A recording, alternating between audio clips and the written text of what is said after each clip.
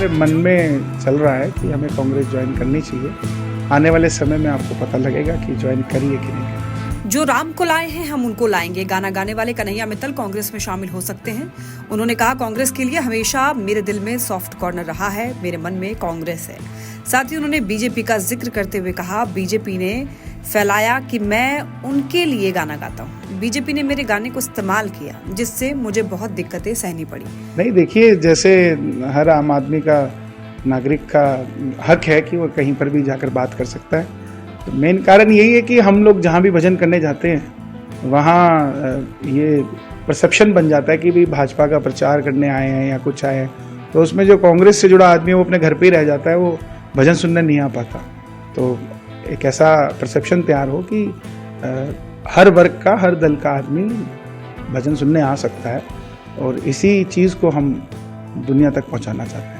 उन्होंने आगे कहा कि आने वाले समय में क्लियर हो जाएगा सब कुछ। फिलहाल मेरे मन में कांग्रेस है। बीजेपी को हरियाणा विधानसभा चुनाव के बीच एक बड़ा झटका लगने की उम्मीद नजर आ रही है। जो राम को लाए हैं चर्चित गाने के सिंगर ने बीजेपी को झटका दिया।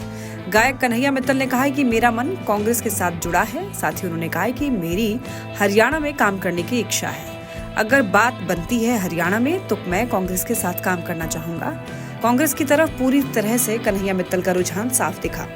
उन्होंने कहा कि सारे राम विरोधी कांग्रेस में नहीं है, ऐसे में कांग्रेस के साथ काम करना मेरी इच्छा है। उत्तर प्रदेश चुनाव में कन्हैया मित्तल का गाना जो राम को लाए हैं खूब चर्चित हुआ था और बीजेपी के कई अभियान में सुनाई दे रहा था। लेकिन अब कन्हैया मित्तल बीजेपी से नाराज चल रहे हैं और उन्होंने अपने सुर बदल दिए। कन्हैया मित्तल पार्टी में टिकट न मिलने पर नाराज चल रहे थे, जिसके बाद अब उन्होंने कांग्रेस का हाथ थामने के संकेत दे दिए हैं। कन्हैया मित्तल के बदले हुए सुर काफी दिनों से दिखाई दे रहे थे। उन्होंने 4 सितंबर को अपने सोशल मीडिया हैंडल एक्स पर कांग्रेस के दिग्गज नेता राहुल गांधी, दिनेश फोगाट, बजरंग पुनिया की मुलाकात की एक तस्वीर शेयर की और लिखा, बहुत बहुत बधाई और धन्यवाद। अपने इस पोस्ट में उन्होंने राहुल गांधी को भी टैग किया था। कन्हैया मित्तल भजन और गायकी की दुनिया का बहुत बड़ा नाम है। उनके गीत भजन लोगों के बीच काफी चर्चित हैं। कन्हैया मित्तल चंडीगढ़ के रहने वाले हैं और यहीं से उन्होंने भजन और गायकी की दुनिया में अपनी एक पहचान बनाई है। कन्हैया मित्तल न सिर्फ जो राम को लाए हैं गाने के लिए जाने जाते हैं, बल्कि उन्होंने भगवान की भक्ति में कई भजन और गीत गाए हैं। कन्हैया मित्तल के गाने जो राम को लाए हैं हम उनको लाएंगे, ये गाना इतना हिट हुआ था कि सोशल मीडिया पर इस गाने पर महज एक हफ्ते में 30 मिलियन से भी ज्यादा लोगों ने इसे सुना था और इस पर कई रील्स भी लोगों ने बनाए थे।